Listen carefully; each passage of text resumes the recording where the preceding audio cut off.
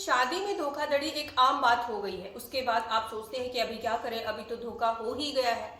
6 महीने में 7 महीने में अगर लड़की प्रेग्नेंट हो जाती तो फिर वो सोचती है कि डाइवोर्स कैसे लूँ, अभी बच्चा पेट में है, अभी मैं क्या कर सकती हूँ। तो ये सारे सवाल हमारे सामने बहुत बार आए हैं। अब आपको बताते हैं, कई बार क्या होता है, 1 साल हो जाता है शादी को, लोग सोचते हैं कि डाइवोर्स के लिए 1 साल होना जरूरी है, अभी हम इस शादी को किस तरह से तोड़े या डाइवोर्स किस तरह से ले। तो आपको बता दूं, अगर आपकी शादी धोखे से हुई है तो आपको डाइवोर्स लेने की जरूरत नहीं है, पहले ही शादी मान्य नहीं होगी अगर आप ये प्रूव कर सकते हैं कि आपकी शादी धोखे से हुई है।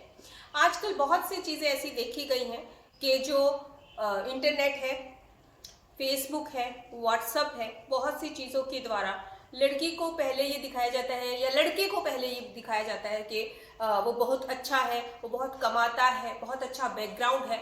ये सारी चीज़ें देखकर लड़का या लड़की उसके झांसे में आ जाते हैं, शादी कर लेते हैं। शादी के थोड़े दिन के बाद पता चलता है कि जो दिखाया गया था वो तो सिर्फ आईना था, पीछे की सच्चाई कुछ और है। तो वो कुछ और जानने के बाद आपको क्या कदम उठाने हैं वही मैं आपको बताने जा रही हूँ, क्योंकि आजकल की ब्यूटी टिप्स के कारण आप उम्र कुछ और होती है, बताते कुछ और है, शादी के बाद पता चलता कुछ और है। कहते हैं ना, उसकी खूबसूरती से उसकी उम्र का पता ही नहीं चला और बाद में देखा तो उसकी उम्र बहुत ज्यादा होती है। चलिए सबकी जानकारी आपको देते हैं, लेकिन पहले चैनल को सब्सक्राइब करना ना भूलें, वीडियो को पूरा देखें। देखिए, कोई भी ऐसी बात जो दूसरी पार्टी को आपसे नहीं छुपानी चाहिए, वो लड़के की पार्टी हो या लड़की की ओर से हो, दोनों की बात कर रही हूँ मैं, जो आपको बता देनी चाहिए थी लेकिन बाद में आपको पता चलती है, शादी के टाइम को आपको नहीं बताई गई है। इसको कहते हैं concealment of fact. Concealment of fact और मिस रिप्रेजेंटेशन के कारण अगर आपको धोखा हुआ है तो आपको कौन सा केस फाइल करना चाहिए? तो ऐसी स्थिति में उनको एन्यूलमेंट ऑफ मैरिज का केस फाइल करना चाहिए। ये 1 साल के अंदर ही फाइल हो जाता है। या मैं आपको क्लियर कर रही हूँ, जो लड़का या लड़की ऐसे फंसे हुए हैं कि अब हमको डाइवोर्स लेना है, 1 साल हुआ नहीं है शादी को, क्योंकि हमारे साथ फ्रॉड हुआ है, तो उनकी ये चीज़ मैं दूर कर रही हूँ, गलतफहमी कि डाइवोर्स की ज़रूरत है ही नहीं अगर आपकी धोखे से शादी हुई है। तो उनको फाइल करना होगा, एन्यूलमेंट ऑफ मैरिज का केस फाइल करना है। ये ध्यान रखिए, section 12(1)(c) Hindu marriage act 1955 के अंतर्गत। अब इसमें यह भी आपको क्लियर करना बहुत ज़्यादा ज़रूरी है कि 1976 में इसमें कुछ अमेंडमेंट हुए हैं। वो अमेंडमेंट क्या है? अब देखिए, छोटी छोटी बातों पर तो आपकी शादी को तोड़ा नहीं जाएगा, शून्य नहीं घोषित किया जाएगा।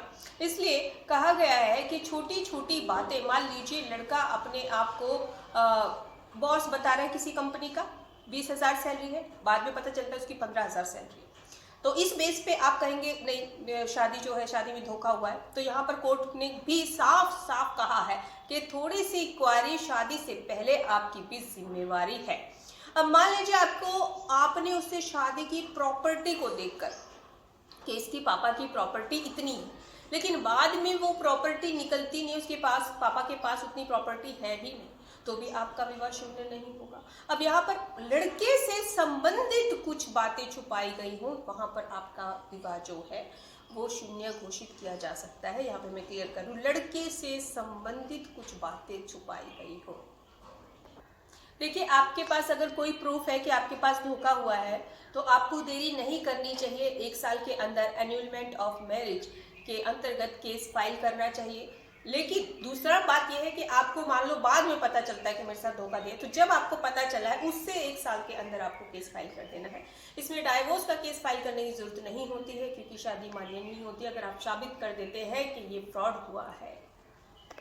शून्यकरणीय विवाह के 4 आधार है। ये 4 आधार ध्यान में रखना: नपुंसकता, जड़ता, कपट या फिर विवाह से पहले ही गर्भवती होना। देखिए, विवाह में किसी भी प्रकार की नपुंसकता के कारण अगर विवाहतर यानी कि विवाह संबंध नहीं बने हैं तो भी विवाह को शून्यकरण घोषित किया जाता है, यानी कि संभव नहीं हुआ है किसी भी कारण से, वो मानसिक है, शारीरिक है, किसी भी तरह से कोई कॉम्प्लिकेटेड हो गया है, कोई कॉम्प्लिकेशंस आ गए हैं, तो वो भी शून्यकरण होगा। दूसरा पॉइंट है जड़ता या पागलपन। इसे कहा जाता है जो कि व्यक्ति खुद को ना संभाल पाता हो। लेकिन कानूनी तौर पर वो व्यक्ति जड़ या पागल है जो ना तो वैवाहिक संबंधों को समझ पाता है और ना ही उसके संबंधित कर्तव्यों को निभा पाता है। तो अगर ऐसे व्यक्ति से आपका विवाह हो गया हो, या मैं फिर क्लियर कर रही हूँ, लड़का हो या लड़की हो दोनों के लिए सेम है। तो अगर ऐसे व्यक्ति से आपका विवाह हो गया है तो आप ये एप्लीकेशन फाइल कर सकती हैं।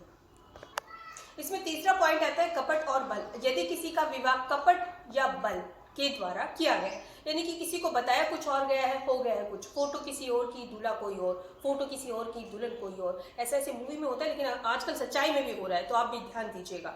अगर ऐसा कुछ हो गया है तो भी आपका विवाह शून्य घोषित शून्यकरण में आ सकता है। दूसरा है, मान लीजिए एक कंवारी कन्या बताकर एक शादीशुदा, यानी कि पहले से किसी को बच्चा था, फिर उसको उसकी शादी दोबारा से करवा दी गई है और बोला गया है ये कंवारी।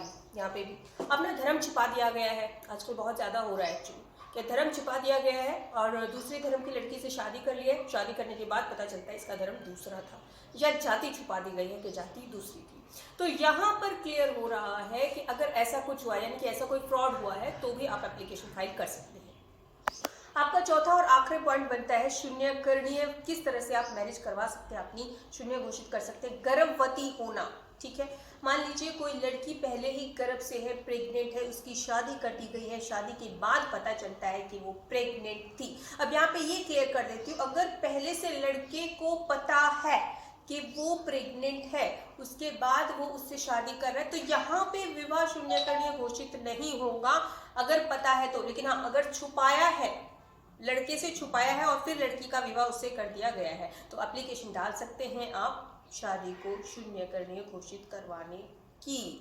क्लियर हो रहा है आपको पूरी बात?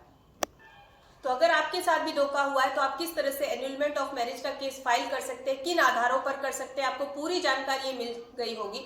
1 साल के अंदर करना है, और जब भी आपको पता चले कि धोखा हुआ है उससे लेकर 1 साल के अंदर आप कर सकते हैं। मैं क्लियर कर रही इस बात को, 1 साल के अंदर आपको पता चल चुका है कि आपके साथ धोखा हो चुका है तो डाइवोर्स का 1 साल इंतजार ना करें, आप एन्यूलमेंट ऑफ मैरिज के अंतर्गत केस फाइल कर सकते हैं और अपनी जिंदगी को क्लियर कर सकते हैं, बचा सकते हैं। Thank you. अगर आपकी कोई इससे रिलेटेड जानकारी है, मान लीजिए आप क्वायरी चाहते हैं कि मेरे साथ धोखा हुआ है, अभी क्या करना चाहिए, तो आप हमें व्हाट्सएप नंबर पर अपॉइंटमेंट लेके कॉन्टेक्ट